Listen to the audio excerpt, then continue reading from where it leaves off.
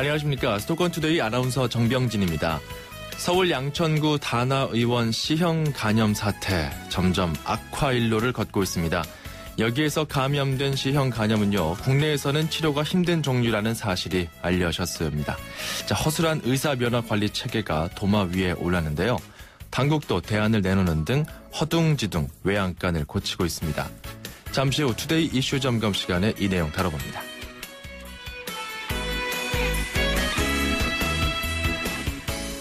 오늘 앵커가 주목한 수도권 뉴스는 누리과정 예산 편성 소식입니다. 서울시인데요.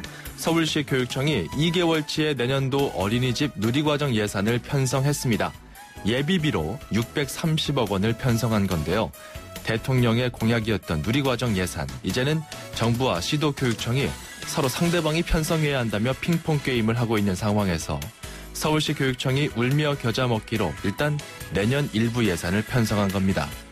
어린 자녀 키우면서 이를 지켜보는 부모님들의 마음은 타들어갑니다. 제퍼슨 스타쉽의 카운트 온 미 들려드리면서 수도권 투데이 출발합니다.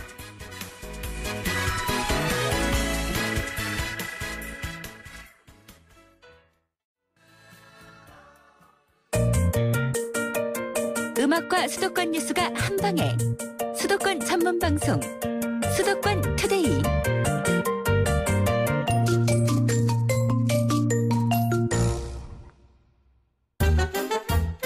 수도권 소식이 궁금할 때 2,500만 수도권 사람들을 위한 오늘의 이슈 투데이 이슈 점검. 네, C형 간염 문제. 지난주에도 저희가 국립암센터 김호란 교수와 함께 좀 자세히 짚어보기도 했는데요. 정부에서는 면허 관리 체계를 강화한다는 보관을 내놓았습니다. 하지만 소 잃고 외양간 고친다, 이런 비판은 여전합니다. 인도주의 실천 의사협의회 정형준 정책국장과 연결해서 자세하게 좀 짚어보겠습니다. 안녕하십니까? 안녕하세요. 예. 국장님, 현재 다나의원 사태, 감염자 수도 그렇고요. 진행 상태가 어떻습니까? 감염자가 지금 77명까지 발견된 걸로 되어 있고요. 이 원장님하고 원장 부인이 고발되고 지금 의원이 폐쇄된 상태고, 지금 다른 분들 지금 거의 여기 내원에서는 2,300명 되시는 걸로 되어 있는데요. 그분들 중에 남은 분들이 지금 50에서 60%가 아직 검사를 안 해서 그분들 지금 연락해서 검사를 지금 하고 있는 그런 상황으로 알고 있습니다. 지난달 29일까지 815명이 검사를 했고 77명이 현재 양성 판정을 받았죠. 그런데 이 중 20명 정도는 서구형 C형 간염이다. 국내에서는 좀 치료가 쉽지 않다면서요? 네, 그러니까 C형 간염 자체가 이제 치료 자체가 좀 원래 어렵고요.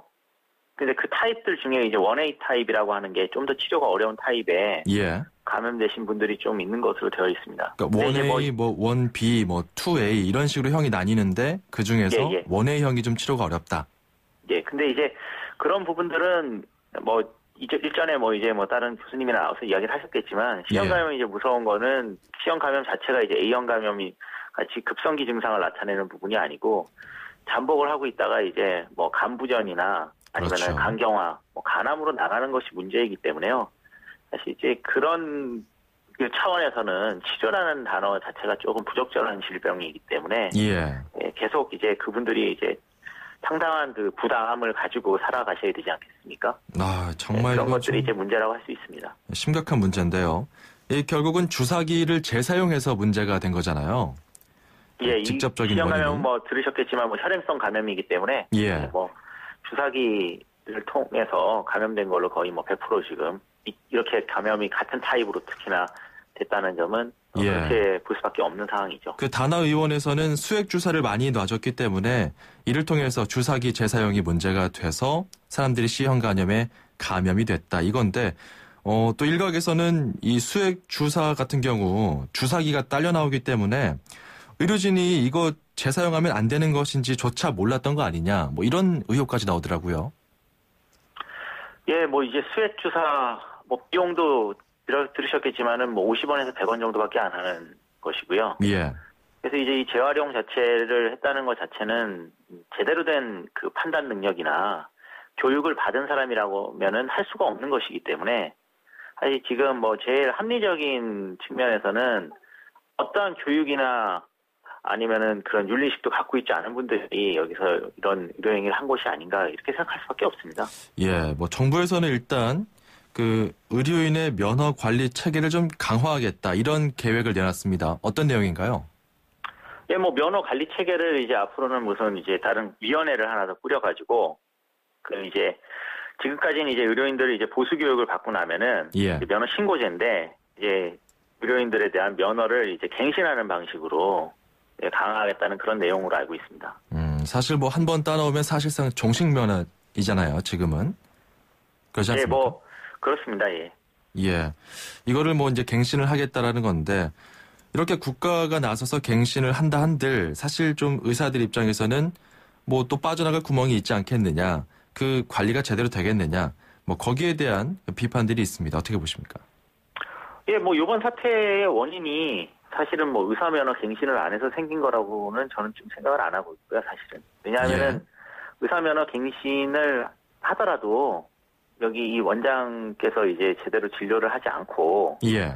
이분이 지금 이제 몸이 좀 불편하시고 본인 판단 능력이 정상이 아니라는 거를 근거로 되고 있지만 지금 뭐 언론에 나오는 걸 보면은 다치시기 전에도 주사기를 재활용했다라는 주장들이 지금 나오고 있기 때문에요. 예. 그리고 또 이 의원 자체가 아주 영리적으로 비보험 그 수액 주사만 그 예약제로 놨던 것으로 지금 확인이 되고 있습니다. 예. 아프시기 전부터. 예. 그렇기 때문에 아주 그 적정성 문제에서 아주 심각한 의원이라고 볼 수 있고요. 상당히 이제 영리적으로 경영을 했고 특히나 실질적인 경영을 부인이나 예. 아니면 제3자가 하지 않았을까라는 의심이 되는 그런 의원이기 때문에 뭐 면허제도 갱신을 한다고 해도 이런 식의 그 영리적 경영을 하는 곳들에 대한 예. 그 정부의 어떤 관리 감독들이 부족한 상황이라면은 이 갱신만 가지고 이게 해결이 될까는 약간 의문입니다. 그렇다면 이게 경자는 따로 있고 의사를 밑에 둔 이른바 사무장 경영이었다, 사무장 병원이었다 이렇게도 볼 수 있나요? 예, 뭐 저는 사실상 사무장 병원이라고 생각하고 있습니다. 왜냐하면 예. 그리고 또 이게 한 부분이 의사 선생님이 자기가 또 사무장처럼 아주 예. 영리적으로 하시면은 사실상 사무장 병원하고 차이가 없고요. 당연히 그런 거 아니겠습니까? 예, 그렇기 때문에 이제 가장 중요한 건 윤리적인 부분이라고 저는 봅니다. 이게 그러니까 이분이 예.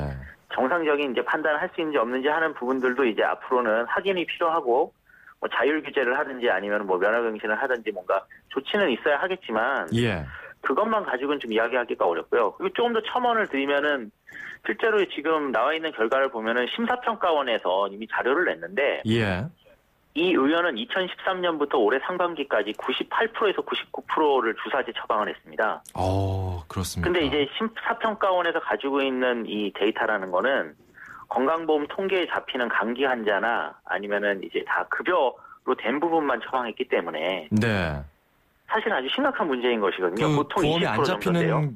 경우 같은 경우는 지금 뭐 확인할 길이 없는 거네요. 예, 그렇지만 뭐 전부 주사제 치료를 했다고 추정하는 것이 맞고요.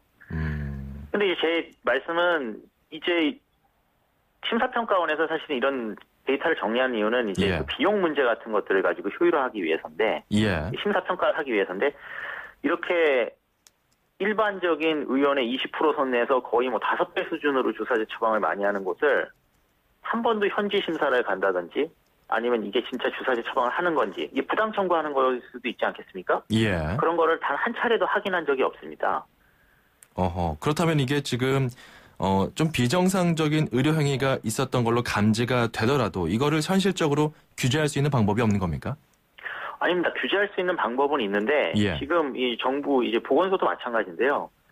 이 심사평가원과 보건소가 사실은 이제 비용 문제, 그러니까 고가의 진료를 하거나 아니면은 비용을 많이 건강보험에 청구하는 곳은 상당히 제대로 들여다봅니다. 지금 심사평가원이 기능을 안 한다는 것이 아니고요. 예. 근데 이 위원회에서는 이제 그 뭐 감기나 뭐 이런 환자들을 잡았을 때 이 수액이나 이 주사제가 사실상 비용이 싸거든요. 네. 비급여로 하지 않으면. 예. 그러니까는 신경을 안 썼다는 것이죠. 좀 구멍이 있었다 이런 말씀이네요. 예, 그래서 앞으로는 좀 이런 질 관리 모니터링을 제대로 하는 게 우선이 되지 않고서는 사실은 뭐 정상적인 판단 능력을 갖고 있는 분이라도 이런 기형적이고 영리적인 의료 행위를 예. 하는 것을 규제하지 못한다면은 면허갱신만 가지고 이 문제 해결될 수 있을지가 의문이라는 말씀인 거죠. 그러니까 인도주의 실천 의사협의회 입장에서 봤을 때는 건강보험 심사평가원이 비용만 가지고 비용을 과다 청구한 그런 의료원에 대해서는 좀 자세히 들여다보지만 뭐 수액이나 뭐 다른 감기 등 뭐 다른 질병과 관련해서는 비용 청구가 그다지 크지 않기 때문에 좀 심사를 소홀히 하는 것 같다. 이 부분을 좀 강화해야 된다. 이 말씀인 거죠? 네, 맞습니다. 그리고 실제로 영국 같은 경우에 이런 나라들에서 이상한 의료행위가 다 걸리는 이유는요. 사실은 이 의료행위 자체에 대한 어떤 역학적 조사를 매년 하면서 상대적으로 다른 그 평균이나 이런 것보다 뭐 두세 배씩 높고 그런 것들을 점검을 하기 때문에 의료사고가 예방되는 것이고 뭐 어떤 병원의 사망률이 특별히 갑자기 올라간다든지 하면 실사를 나가서 거기서 어떤 간호사라든가 누가 부적절하고 감염관리가 허술한 어떤 치료를 하는 것들을 적발해내고 이런 것들이 이제 그 기능입니다. 의료행위도 어느 정도 좀 민감하게 예방할 수 있는 그런 방지책이 필요하다 이런 말씀인데요. 그 원장 이야기 잠깐 짚고 가겠습니다. 사실 그 일본에서는 그 2012년에 교통사고 당하면서 뇌 손상 때문에 그 이후로 주사기를 재사용했다라는 그런 발표를 했지만 빈축을 샀습니다. 이게 장애 때문에 주사기를 재사용한 것이냐 그렇단 말이냐 이런 비판을 받았거든요.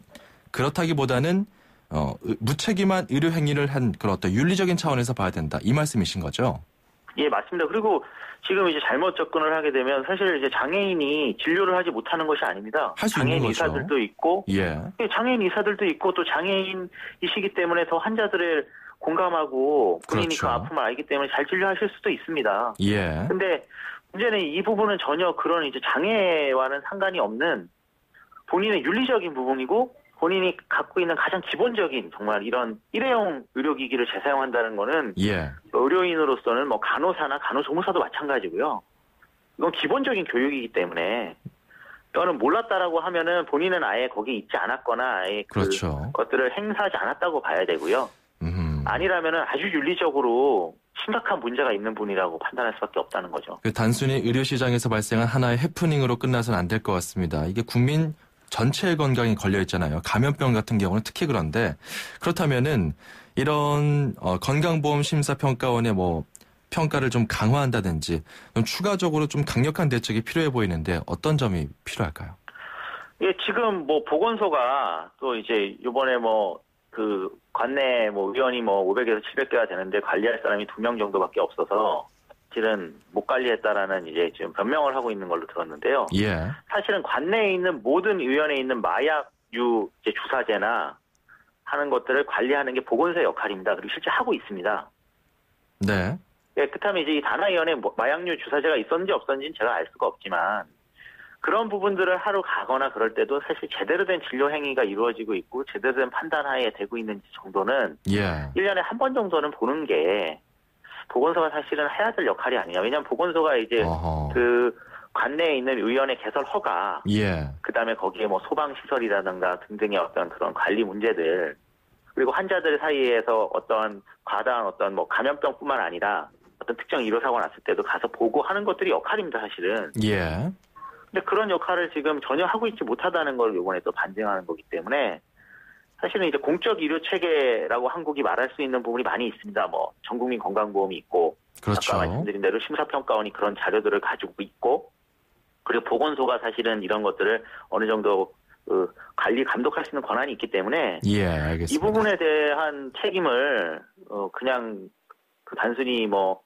개별 의사의 어떤 윤리적 그런 기준으로만 환원해가지고 접근을 하게 되면 앞으로도 이런 사고가 좀 발생한다고 해도 이상한 일이 아니지 않을까 그런 생각이 알겠습니다. 듭니다. 그러니까 현장에서 좀 의료 행위들을 좀 감찰할 수 있고 그리고 실질적으로 실효성 있는 그런 대안으로서는 보건소가 좀 더 적극 나설 수 있도록 인력을 확충하고 지원 예산도 좀 편성하는 것이 필요하다. 이런 말씀으로 정리하겠습니다. 자, 인도주의 실천 의사협의회 정형준 정책국장이었습니다. 고맙습니다. 감사합니다.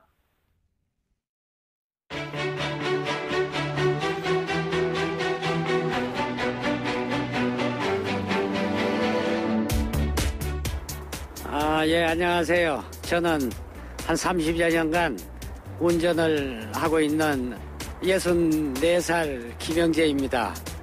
모든 운전하시는 분들 다 힘드시겠지만 특히 어려운 VIP 모시는 분들 정말 너무 고생들 많고 이러는데 아무쪼록 사고 없이 건강하게 한 해를 마무리하고 다가오는 내년에도 좋은 한 해가 되기를 간절히 기원합니다.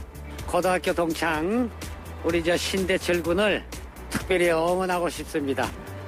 오랜 세월 같이 지내고 어려운 일, 좋은 일 다 같이 지낸 친구 신대철, 앞으로도 우리 자주 만나고 나머지 인생을 즐겁게 살아보자. 오케이, 화이팅! 네, 힘내라 대한민국 40년째 VIP 외국인의 차량을 운전하고 계시는 김영재 기사님이었습니다. 네, 군대 1호차 운전병이 있듯이 우리 사회에는 또 여러 고위 직책을 맡고 있는 분들의 차량을 또 몰고 계신 분들이 있습니다. 정말 또 이분들의 그런 수준도 수준이고요. 정말 많은 어떤 역량들이 필요하기 때문에 굉장히 중요한 일입니다. 그리고 무엇보다 김영재 기사님께서 고등학교 동창 신대철님에게 신대철 군이라고 표현을 해주셨어요. 동창. 신대철 군 어린 시절에 그런 고등학교 동창으로서의 기억이 아직 남아있는 게 아닌가 싶은데요. 두 분의 우정 정말 훈훈합니다. 저희는 선물 보내드릴게요. 불스원에서 차량관리용품 3종 세트를 선물로 보내드리겠습니다. 자, 여러분의 믿음직한 목소리, 응원의 한마디를 샵 0945번으로 받고 있습니다. 짧은 문자 50원, 긴 문자 100원입니다. 물론 다른 애청자분들에게도 활짝 열려 있습니다. 역시 샵 0945번입니다. 저희가 준비한 선물들 잠깐 소개하고 넘어갈게요. 불스원에서 차량관리용품 3종 세트, 세상에서 가장 귀한 차를 위한 카업에서 10만 원 상당의 광택용품 7종 세트, 참 쉬운 중국어 문정아 중국어 10만 원 상당 온라인 수강권입니다. 자, 그리고 문화 선물도 준비되어 있습니다. 아르헨티나의 탱고, 한국 음악의 콜라보를 경험할 수 있는 공연입니다. 정동극장 기획공연 전통 ING 제나 탱고 콘서트입니다. 이 콘서트 티켓도 선물로 보내드리니까요. 많은 참여 부탁드립니다. 도나 서머의 On the Radio 듣고 가죠. 네, 노래 듣고 왔습니다. 저희가 또 여러분께 희망 산타가 될 수 있는 기회를 알려드리고 있죠. 이런 정보 자체를 모르면 또 여러분께서 기부하고 또 남을 도울 수 있는 그런 경험조차 할 수가 없습니다. 저희가 그래서 연말도 다가오는데 어려운 이웃들에게 산타가 될 수 있는 방법을 알려드립니다. 02-544-9544, 02-544-9544번으로 전화를 거시면 여러분께서 어떻게 산타가 될 수 있는지 그 방법을 안내 받으실 수 있습니다. 자, 그리고 나는 상담 필요 없습니다. 그냥 산타가 바로 되겠다 하시는 분들이 있으시죠? 한 통화에 2,000원이 기부되는 ARS 전화 060-700-0770번입니다. 060-709-0770으로 전화를 하시면 됩니다. 그리고 전화도 귀찮다, 문자로 하겠다 하시는 분들 있습니다. 샵 9599번, 우물정 9599번으로 참여하셔서 문자로 후원하실 수 있습니다. 이 경우 문자 한 통에 5,000원이 기부가 되니까요. 연말연시에 따뜻함을 더하고 싶으신 분들 참고하시면 되겠습니다. 수도권 투데이 1부는 여기서 마무리하고요. 잠시 후 2부에서 돌아오겠습니다. 여러분, 물도 살림살이처럼 알뜰하게 잘 쓰고 요령껏 절약해야 한다는 것 아십니까? 우리나라는 한 해 가운데 주로 여름에 내리는 비로 물살림을 합니다. 여름에 비가 적게 오거나 물살림을 잘 못하게 되면 마실 물조차 부족하게 됩니다. 버려지고 죽어가는 물이 없도록 물을 잘 살리는 것, 즉 물살림을 잘하는 것은 우리를 살리는 일입니다. 물살림, 사람과 세상을 살리는 생존의 일입니다. YTN 라디오 물살림 캠페인은 한국수자원공사와 함께합니다. 대한민국의 희망찬 미래, 무한한 성장 잠재력과 발전 가능성을 가진 인천이 열어가겠습니다. 교육, 복지, 문화, 관광 등 풍요로운 시민의 삶을 위한 인프라 마련, 경제 자유구역, 인천공항, 인천항 등을 통해 역동적인 세계도시로의 도약, 인천만의 가치 창조를 통한 지역 정체성 확립, 새로운 도약과 삶의 질 향상을 위해 시민 중심의 시정으로 새로운 인천, 행복한 시민을 실현하겠습니다. 이 캠페인은 인천의 꿈, 대한민국의 미래, 인천광역시와 함께합니다.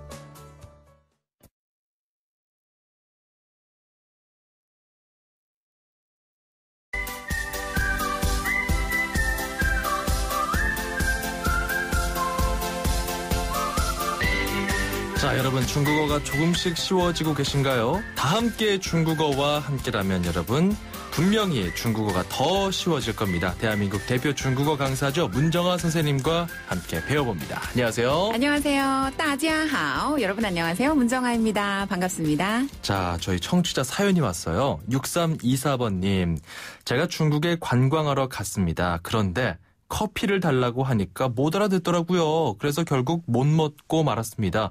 아니 중국에서는 커피란 말 안 쓰나요? 이렇게 문자가 왔는데요. 네. 선생님, 그 중국이라고 하더라도 커피 자체는 영어인데 네. 뭐 커피 이렇게 하면은 알아듣는 거 아닌가요? 중국인들은요. 커피를 중국식으로 발음해요. 어떻게요? 바로 카페 이렇게요.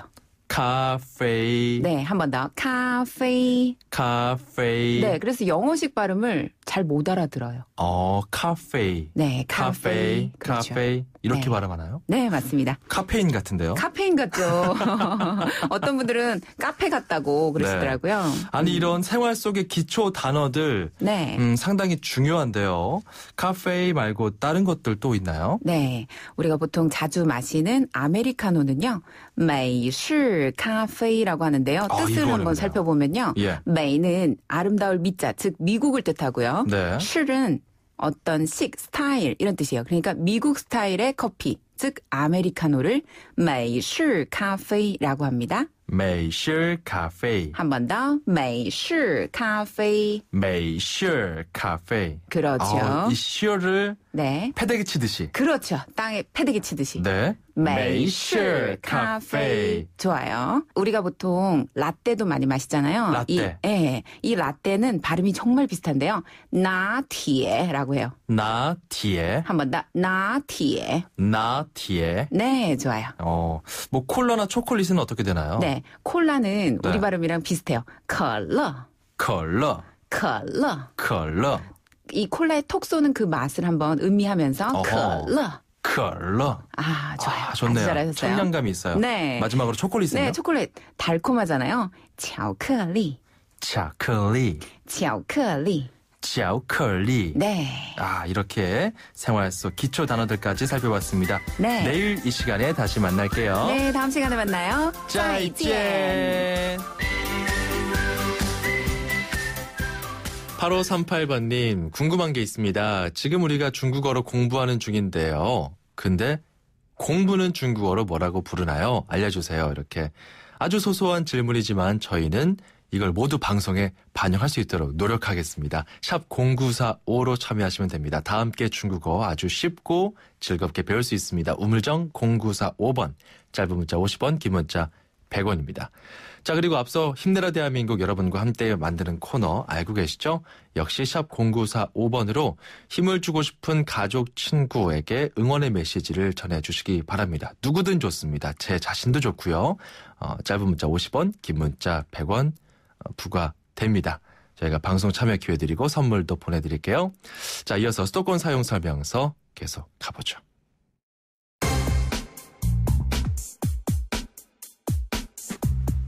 네, 화요일입니다. 수도권 사용 설명서. 저희가 부동산과 일자리 좀 중점적으로 이야기를 나누고 있는데요. 오늘은 일자리 이야기입니다.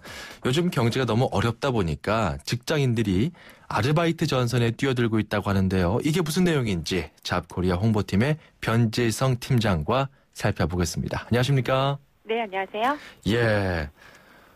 최근 투잡하는 직장인들이 늘었다고요? 네, 실제 그 취업 포털 잡코리아가 남녀 직장인 533명을 대상으로요, 이 직장인들의 아르바이트 현황에 대해서 설문조사를 진행했습니다. 네. 결과를 보면요, 이 설문에 참여한 직장인들 중에서 무려 29.8%가 이 현재 본업 외에도 아르바이트, 즉 투잡을 하고 있는 것으로 조사가 됐는데요. 네. 성별로는 그 남성 직장인들이 32.7%로 그 여성 직장인 27%에 비해서 다소 높았고요. 또 미혼 직장인들보다는 기혼 직장인들이 투잡을 하고 있는 경우가 많았고요. 또 연령대별로 보면은 40대가 35.9%로 야근을 하고 있는 직장인들의 비율이 높았습니다. 참 이 남자들이 주로 많고 10명 중에 3명은 그 투잡을 하고 있다 이런 말이잖아요. 네네. 그렇다면은 어떤 일들을 하고 있었습니까? 네, 대부분 직장인들이다 보니까 문서 작성이나 교정 같은 이 사무보조 아르바이트가 18.2%로 가장 많았고요. 예. 이외에도 카페나 PC방 같은 매장 관리, 또 판매 서비스 아르바이트가 15.7%, 또 웹 디자인이나 시스템 관리 아르바이트가 8.8% 비율이었고요. 또 이외에도 리서치라든지 자담회, 또 품평회 아르바이트가 8.2%, 또 과외나 학원 강사가 5.7%, 또 이 바이럴 블로그를 운영하고 있다는 응답도 5% 순이었습니다. 예, 특히 투잡 쪽 직장인들이 아르바이트를 통해서 그 한 달 평균 올리는 소득으로는 30만 원에서 40만 원 정도가 17%로 가장 많았는데요. 예. 50만 원 이상의 소득을 올리고 있다는 응답도 27.7% 정도였습니다. 꽤 많은 분들이 다양한 일자리, 그중에서도 사무보조 아르바이트를 가장 많이 하고 있다. 이런 설문조사 결과인데 아무래도 하나의 직장에서 주는 월급만으로는 이게 생활이 안 되기 때문이겠죠. 네, 실제 그 직장인들이 현재 자신의 본업 외에도 아르바이트를 하고 있는 이유에 대해서 물어봤는데요. 예. 복수응답 형식으로 조사를 했고요. 그 결과를 보면 경제력을 높이기 위해서라는 응답이 52%로 가장 많았습니다.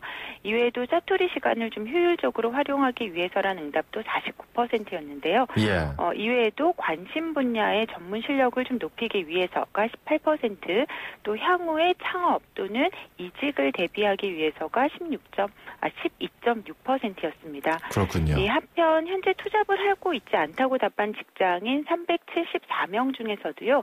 향후에 여건이 된다면 아르바이트를 하고 싶다는 응답이 무려 70% 정도나 됐는데요. 역시 아르바이트를 하고 싶은 이유도 경제력을 높이기 위해서라는 응답이 70.1%로 압도적으로 높았습니다. 네, 실질 임금이 막 올라가지 않는 이상 사실 불가피한 상황에 처한 것 같습니다.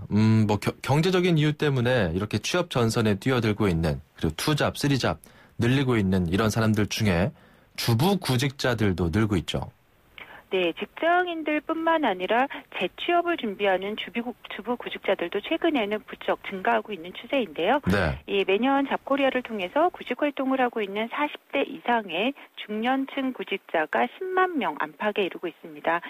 최근에는 이들 중에서도 40대 여성 구직자의 증가 추세가 두드러지고 있는데요.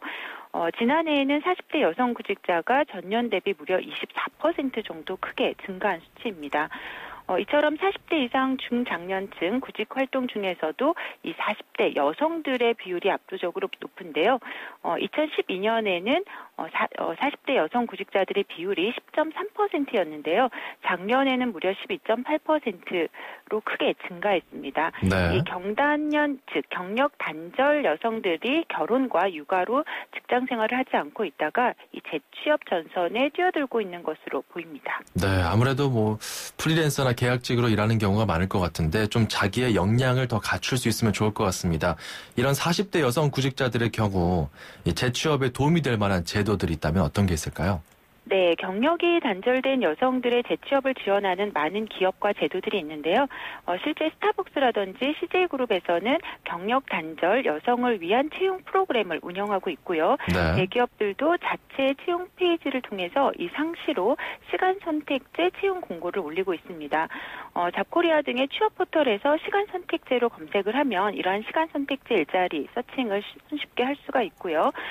시간 선택제 같은 경우에는 하루 8시간 풀타임 근무가 아니고 4시간에서 5시간만 근무할 수 있는 여건이기 때문에 육아나 또는 가정과 병행해서 할 수 있다는 어려움을 덜 수 있기 때문에 최근에는 재취업 여성들의 선호도가 높은 편입니다. 그 이외에도 여성인력개발센터나 또는 여성취업지원센터 등에서도 이러한 여성 취업을 지원하기 위한 정부기관의 도움을 얻을 수가 있습니다. 네, 알겠습니다. 참 어떻게 보면은 씁쓸하기도 하고 그러면서도 또 이렇게 어려운 상황 가운데서 뭔가 활로를 찾고자 하는 그런 서민들의 어려움이 느껴지는 것 같아서 참 애잔한 마음이 있습니다. 지금까지 잡코리아 좋은 일 연구소 변지성 팀장과 함께했습니다. 고맙습니다. 네, 감사합니다. 네, 저희는 노래 한 곡 더 듣고 가도록 하겠습니다. 폴 영입니다. Every time you go away. 출입처 기자들의 수첩을 살짝. 가장 빠른 수도권 소식을 전해드립니다. 여기는 출입처입니다. 출입처 기자들과 함께 수도권 소식 전해드립니다. 오늘은 서울시 소식입니다. 홍주혜 기자를 연결해봅니다. 홍주혜 기자. 네, 홍주혜입니다. 네, 저희가 어제 정부가 발표한 한국인 영양소 섭취 기준을 자세히 다뤄봤습니다. 건강도 건강이지만 그만큼 비만에 대한 경계감이 우리 사회에 크다는 방증일 텐데요. 서울 시민의 체중과 관련한 통계가 나왔네요. 네, 몸무게를 키의 제곱으로 나눈 체질량 지수가 25를 넘기면 보통 비만으로 분류되는데요. 네. 지난해 기준으로 서울 시민 가운데 체질량 지수가 25 이상인 비율은 23.9%로 2008년보다 3.3%포인트 증가했습니다. 스스로 살이 쪘다고 생각하는 주관적 비만 인지율도 같은 기간 30%에서 39.1%로 크게 늘었습니다. 네. 비만율은 남성의 경우 30대가 37.9%, 40대 37.2%, 그리고 여성의 경우엔 60대가 29%, 70대 이상에서 26.6%로 높았습니다. 이러다 보니 체중을 관리하려는 서울 시민도 늘고 있습니다. 최근 1년간 몸무게를 줄이거나 유지하려 노력했던 서울 시민은 지난 2008년 46.8%에서 지난해 61.9%로 늘었고요. 예. 하루 30분 이상 걷는 시민도 55.2%로 절반을 넘었습니다. 예, 주관적 비만 인지율 참 용어가 재밌네요. 네. 네, 저도 다이어트를 하고 있지만 늘 서로가 자기 자신이 비만이라고 생각하는 것 같습니다. 곧 겨울방학인데요. 서울시와 25개 자치구에서 대학생 아르바이트를 모집한다고요? 네, 서울시 본청과 산하사업소 25개 자치구 등에서 민원 안내와 행정 업무 지원 등 공무원들이 맡는 각종 업무를 현장에서 경험해 볼 기회인데요. 네. 때문에 모집 때마다 20대 1 안팎의 높은 경쟁률을 보일 정도로 인기가 높습니다. 이번 겨울방학엔 1,629명을 뽑습니다. 서울에 있는 대학에 다니거나 서울시에 주민등록이 돼 있으면서 다른 지역 대학교에 다니는 학생이면 지원할 수 있습니다. 네. 내일부터 오는 9일까지 모바일 서울 애플리케이션과 서울시 홈페이지에서 신청받고 15일 전산 추첨을 거쳐 다음 날 결과가 나옵니다. 최종 선발된 학생들은 내년 1월 8일부터 2월 5일까지 하루 5시간 주 5일 일하고 하루에 35,150원을 임금으로 받습니다. 알겠습니다. 그리고요, 서울시와 한국소비자원이 공동으로 고시원 관련 민생 침해 경보를 발령했다고 하는데 이게 어떤 내용인가요? 고시원을 말 그대로 고시를 준비하는 공간으로만 생각한다면 옛날 얘기죠. 그렇죠. 저소득 1인 가구나 대학생, 직장인의 단기 거주가 늘고 한편에선 각종 편의시설을 갖춘 고급 고시원도 등장하고 있습니다. 네. 그래서 소비자 피해도 지속적으로 발생하고 있습니다. 지난 5년 동안 소비자원에 접수된 고시원 피해 상담 6,507건 가운데 피해 구제가 필요한 341건을 살펴봤습니다. 계약을 중도 해지하면서 환급을 요구했을 때 거절당한 경우가 92%로 가장 많았습니다. 네. 하지만 고시원 계약은 보통 한 달 단위에 이용료는 현금 일시불로 내는 경우가 70%에 달하고 계약서에 중도 해지 시 환급 불가 내용이 포함된 경우가 많습니다. 예. 실제로 소비자원의 합의 권고에 따라 환급, 계약 해제, 배상이 이루어진 것도 전체의 44.3%에 불과했습니다. 서울시는 이에 따라 몇 가지 피해 예방 요령을 제시했습니다. 예. 먼저 장기 계약보단 월 단위 계약을 맺는 게 바람직하고 계약 관계를 입증하기 위해 결제는 될 수 있으면 신용카드로 해야 안전합니다. 만약 고시원 이용과 관련해 소비자 피해를 입었다면 소비자 상담센터 국번 없이 1372로 전화해서 도움을 받을 수 있습니다. 1372번 알겠습니다. YTN 홍주혜 기자였습니다. 고맙습니다. 네, 고맙습니다.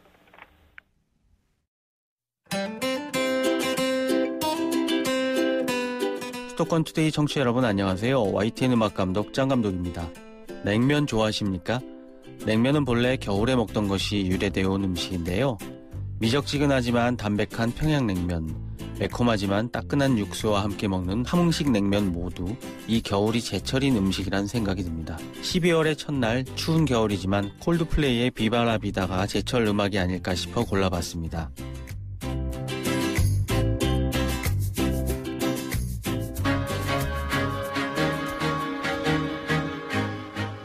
짱 감독님 이야기 들으니까 인행치냉 생각나네요. 저도 오늘 냉면을 점심으로 먹어야 될까 싶습니다.